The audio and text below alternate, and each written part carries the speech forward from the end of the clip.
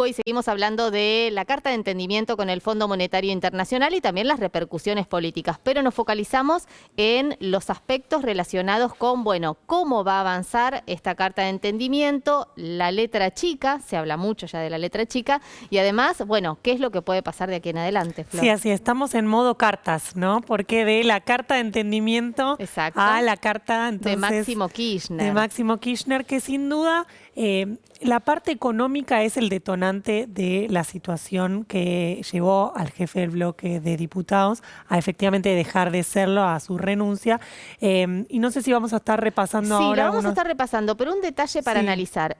Máximo Kirchner dice que no estuvo de acuerdo con la negociación y con el entendimiento, con lo que uno empieza a interpretar que debe tener algún conocimiento también sobre esta famosa letra chica. Sí, así es. Hay muchas cosas en las que no está de acuerdo, que uno lo sabe, y es primero ciertos pedidos que venían haciendo más del sector de Máximo Kirchner, de la vicepresidente Cristina Fernández, que tiene que ver con que el fondo hizo cosas excepcionales en el préstamo a Argentina. Bueno, pidámosle cosas excepcionales a la hora de renegociar.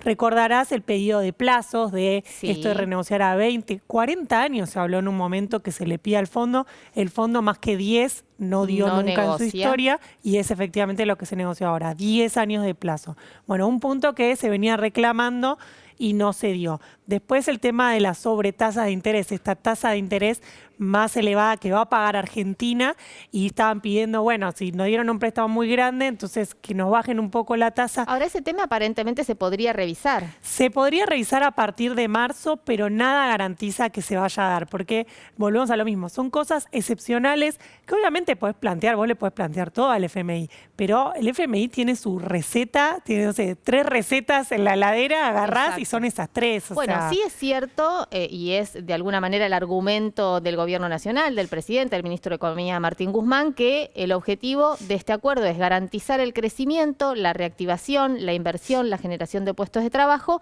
con algunos aspectos centrales, esto de no implementar una reforma laboral, no un aumento de tarifas. Ahí hay otro debate, ¿no? Esto de si va a haber o no segmentación, y en realidad ya el gobierno había anticipado que apuntaba a que haya una segmentación tarifaria. Sí, lo que ocurre es que uno de los principales motivos que da Máximo Kirchner en la carta habla del gasto, ¿no?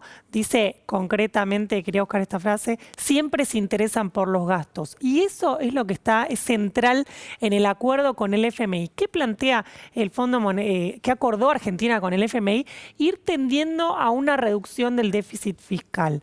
Ahí lo que te dicen es, vamos a reducir el déficit fiscal, es decir, el déficit fiscal es que estás gastando más de lo que te ingresa, así es, de lo que recaudas. Bueno, vamos a ir reduciendo eso hasta el 2025, y ahí entonces el gobierno dice, pero no lo vamos a hacer con ajuste, lo vamos a hacer, por ejemplo, con mayor recaudación, por ejemplo, el año pasado tuviste el aporte extraordinario, si creces, la gente consume más, paga más el IVA, contratas más trabajadores, pagas más aportes y contribuciones, bueno, hay más ingresos por eso.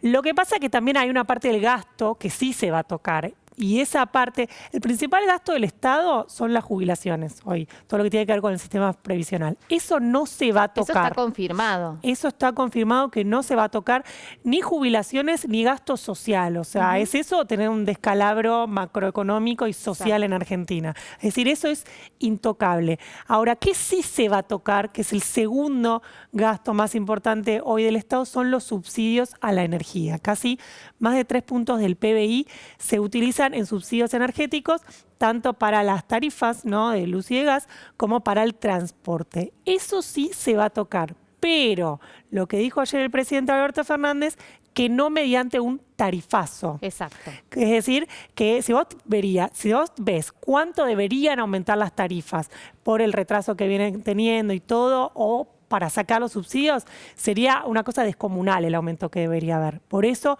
no se va a efectivizar ese aumento, sino que va a haber, por lo que se anunció ya oficialmente, 20% de aumento en luz y gas. Y uno puede decir, uy, 20% un día para otro. Sí, pero yo agarro mi tarifa de luz, son 500 pesos, Claro. un 20%. Sí, si uno la compara se me va a con ir a tarifas 600 de otros pesos. servicios, el caso, por ejemplo, de la televisión por cable o de internet. Y hablar, sí, internet pago 5.000 pesos, Sí. es decir, celular, 2.000. Esto sin sugerir que hay que aumentar las tarifas, pero sí es cierto que probablemente haya que revisar el régimen tarifario. Pero vamos a analizar la carta de Máximo Kirchner, del hasta ayer presidente del bloque del Frente de Todos en la Cámara de Diputados, resuelve renunciar.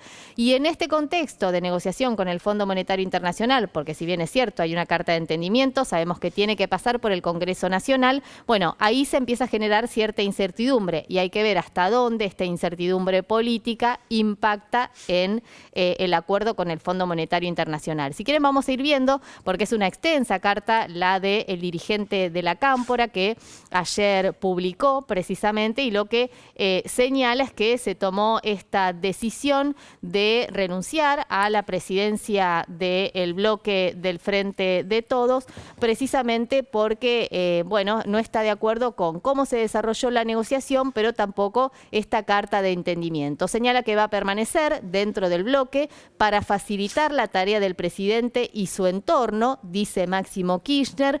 En este momento señala que es mejor dar un paso al costado para que de esa manera él pueda elegir a quien crea conveniente en el programa con el Fondo Monetario Internacional. Hay que señalar además que el presidente Alberto Fernández dijo que él es el presidente y que es quien toma en definitiva las decisiones. Otro tramo de la carta de Máximo Kirchner: no aspiro a una solución mágica, dice, solo a una solución racional. Para algunos señalar y proponer corregir los errores y abusos del Fondo Monetario que nunca perjudican al organismo y su burocracia es una irresponsabilidad. Para mí lo irracional e inhumano es no hacerlo. Dura la carta de Máximo Kirchner, en donde señala además que si algunos dudan de su nivel de pragmatismo, les recuerda que como jefe de bloque acompañó la sanción de diferentes leyes en el Congreso Nacional, como por ejemplo la reestructuración de la deuda privada. Ahí hay otro punto, ¿no? Porque bueno, es cierto, Máximo Kirchner ahora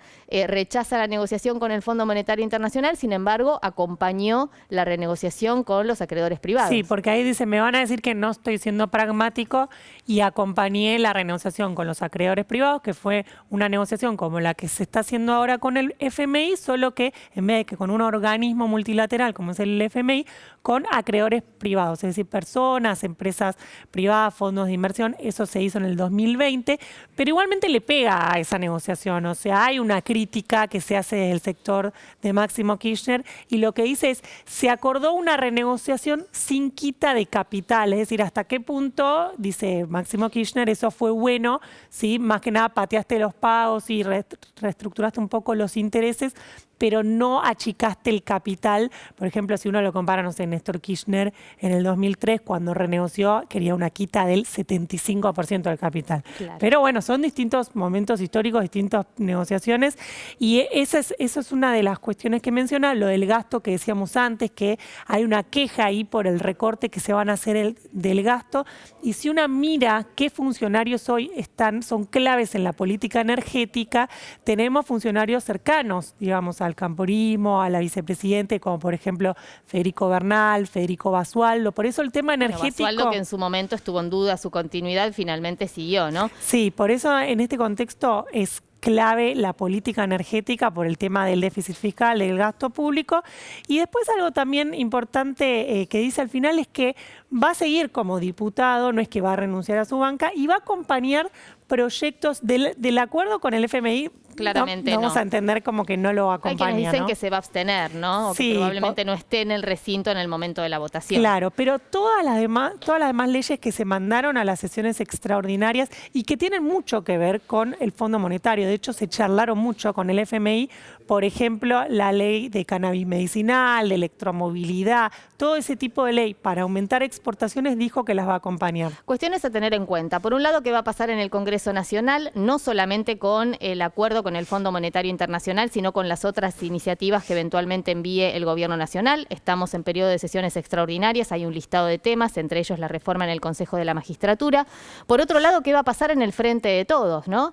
Sabemos que allá ha habido mucho ruido, ¿no? Estas diferencias entre Cristina Fernández de Kirchner, Alberto Fernández, el presidente de la Nación, que nunca ha negado estos matices, así lo definió ayer en la entrevista en C5N. Y por otro lado, recordemos los antecedentes. El antecedente inmediato es la presentación de la renuncia de Guado de Pedro, el ministro del Interior, luego de las elecciones legislativas. Esto generó mucho ruido en el Frente de Todos y hay que ver cuál va a ser entonces el camino en esta segunda etapa del gobierno de Alberto Fernández, con un ruido interno que es muy importante porque estamos hablando de una figura de mucho peso. Hablamos de Máximo Kirchner, hijo de Cristina Fernández de Kirchner, presidente de la Cámpora, hasta ayer presidente del bloque del Frente de Todos. Todo esto lo vamos a empezar a observar precisamente a partir de este momento, en principio cuando sepamos además quién va a reemplazar a Máximo Kirchner. Se dice que Cecilia Moró, la dirigente cercana a Sergio Massa, lo estaría reemplazando en los próximos días, teniendo en cuenta que estamos en sesiones extraordinarias, pero bueno, probablemente también